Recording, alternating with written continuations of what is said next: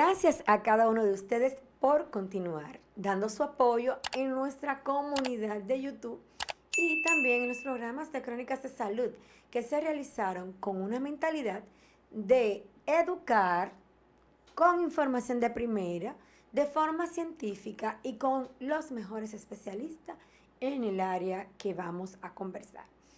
Hoy vamos a hablar sobre algo muy interesante, cuando el equilibrio de nuestras bacterias en la vagina se altera. Se llama disbiosis vaginal. Las microbiotas tienen la peculiaridad de que son las defensoras de primera línea en nuestra vagina. La vagina, que es un órgano o una cavidad virtual que tiene la capacidad de colapsar en el momento que no está en actividad y que mide entre 7 a 11 centímetros. Dirán ustedes, 11, 7 centímetros. Entonces, cuando tenemos un falo o pene que mide 18 a 22, ¿qué sucede con la vagina? Pues ella fue diseñada para expandir, extenderse. Y tiene también otra función importante, que al final de su trayecto en la forma longitudinal tiene una cisterna, o sea, en forma de embudo, y tiene la capacidad de aceptar cualquier diámetro según su necesidad. ¿Quién le da esa capacidad? Unos pliegues, o sea, unos relieves de tejido que contiene la vagina, que están engrosados o disminuidos o congestionados y que se expande, se extiende como si fuesen esos famosos jeans que nos colocamos las mujeres, que tú lo ves muy pequeñito, pero al momento de colocarlo tiene la capacidad de extenderse. Así sucede con la vagina. Pero nada de esto ocurre sin la presencia de unos neurotransmisores que se encuentran en nuestro cerebro. La oxitocina, relaxina, tenemos también la endorfina. ¿Qué son ellos? Neurotransmisores específicos para trabajar en un momento dado que se necesite. La oxitocina, o llamada la hormona del amor, se contrae, pero no solamente en el acto sexual.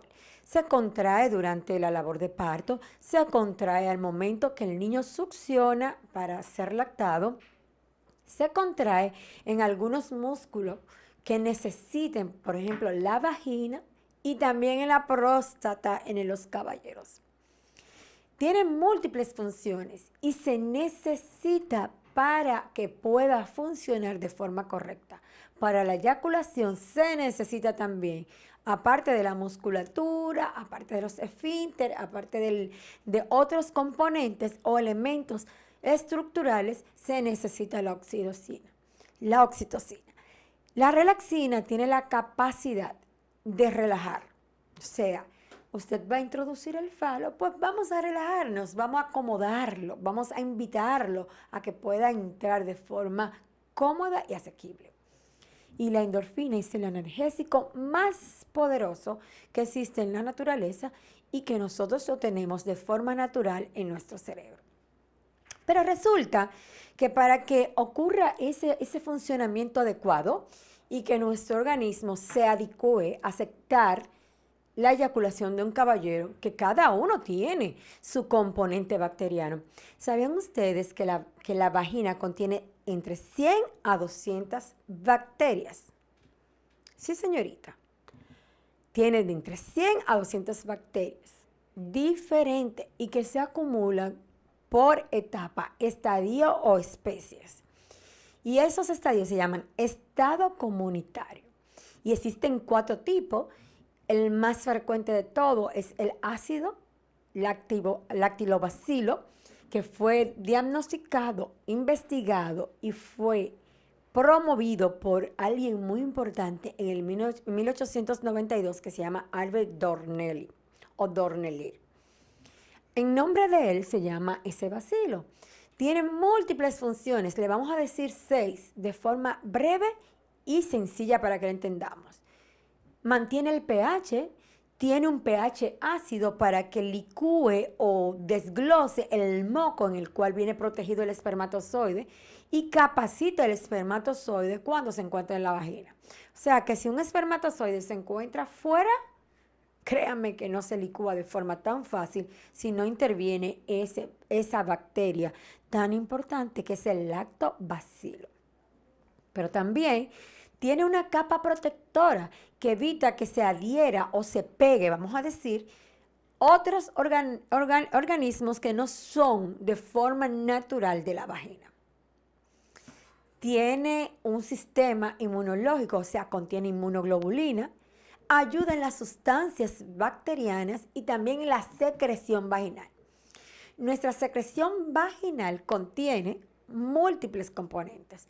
El 90 al 95% es agua. Debe estar húmeda por el epitelio que nosotros tenemos, que es un epitelio plano, estratificado o pavimentoso, sin la protección de la queratina que tiene la piel. Porque la piel se expone a mayor composición y a mayor agresión. La vagina no.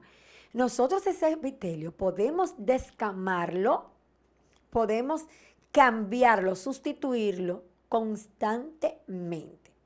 Y se cambia en su totalidad entre 3 a 6 semanas. Eso es importante que lo tengamos en nuestra memoria.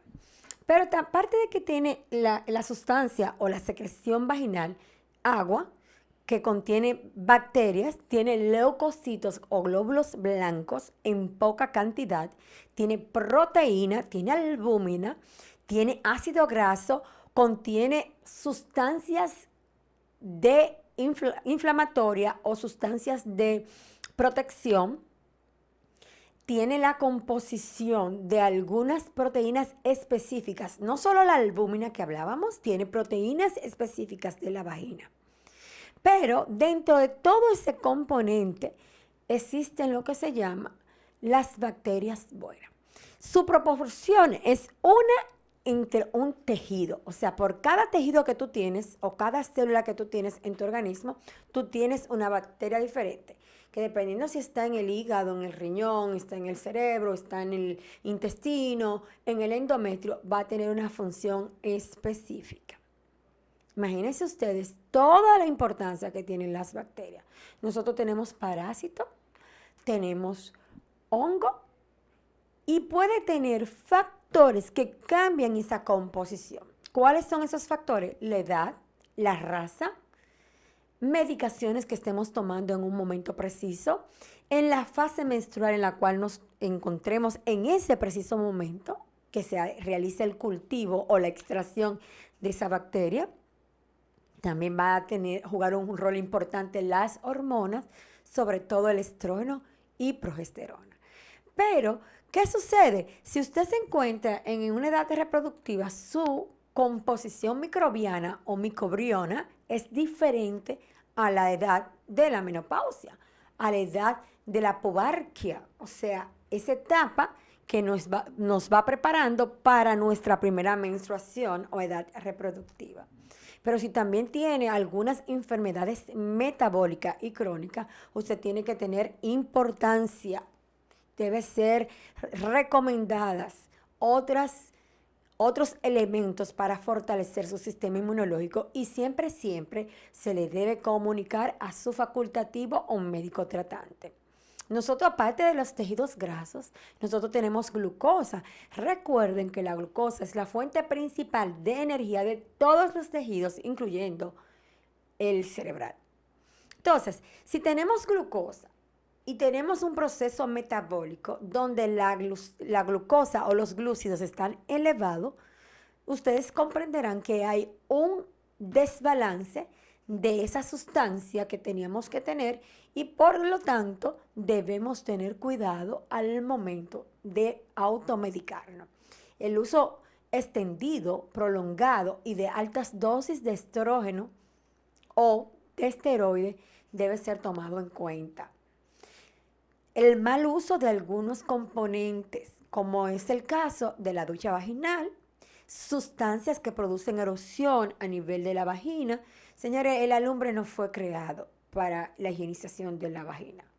Deshidrata, desintegra, produce una falsa disminución de la cavidad, o sea, contrae, pero de forma inocua y atemporal, y produce lo que se llama una deshidratación de tejido. usted produce que se aumente la descamación vaginal. Y puede esa pareja que va a hacer el acto sexual traumatizarla más, porque usted no tiene bien hidratada esa cavidad que es la vaginal. Pero también existen otros. Se habla del jabón de Cuava, muy famoso en nuestro país, y que se utiliza para todo, desde higienizar la ropa, bañarnos, lavarnos la cabeza, higienizar nuestras áreas íntimas. Antes nuestros abuelos tenían la falsa teoría de que si se higienizaban con jabón de Cuava estaban totalmente limpios. Ustedes saben que no es así, porque el jabón de Cuava es rico en sustancias que corroen, en su caso la glicerina. La glicerina debe ser dosificada, no es quemarla en su totalidad, pero en una alta dosis produce erosión del tejido. Tiene sales que producen también alteración del pH y produce laceración, o sea, cambian el tejido cuando no deberían. Pero también existen los famosos vapores que le ponen de todo, incluyendo una sustancia mentolada, sin la dosificación adecuada, sin los criterios científicos, sin los avales internacionales, tanto por la Organización Mundial de la Salud como la Federación o Administración de Medicaciones de los Estados Unidos. Pero vamos a hacer un panorama. Si usted, dama, presenta mucha humedad y su secreción no tiene cambio de coloración, no se asuste, es normal. Si su coloración es clara, no contiene un olor fuerte, un olor que no es característico, usted está en el momento de excitación. Eso es lo normal. Pero si tiene una mucosidad que usted lo tome con la mano y puede extenderlo, se llama filancia, usted probablemente se encuentra en la fase ovulatoria. Eso también es normal.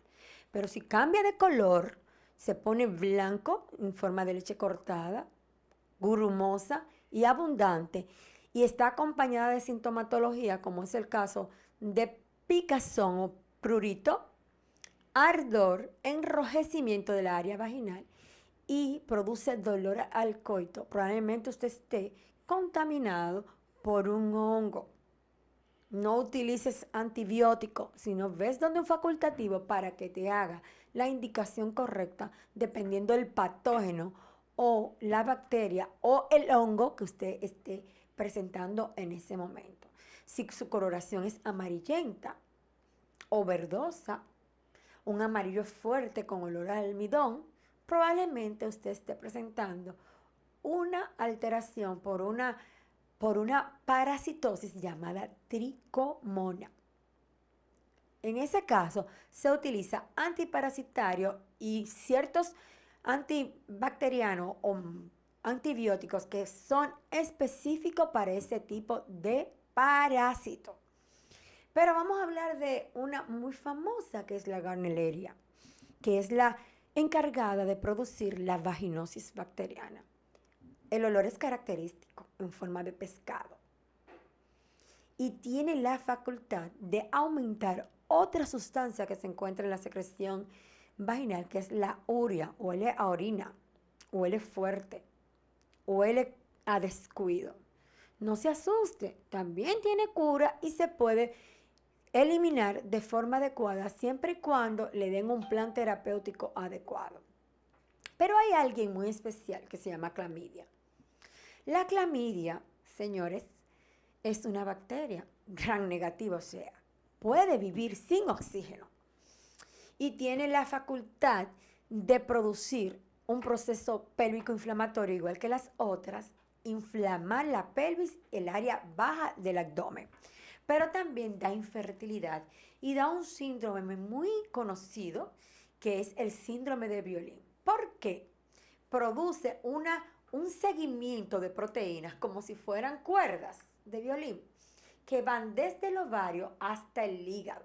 Y su diagnóstico es un poquito más complejo porque necesita la intervención quirúrgica y por medio de un procedimiento que se llama laparoscopía, que es un medio de realizar ciertas cirugías mínimamente invasivas.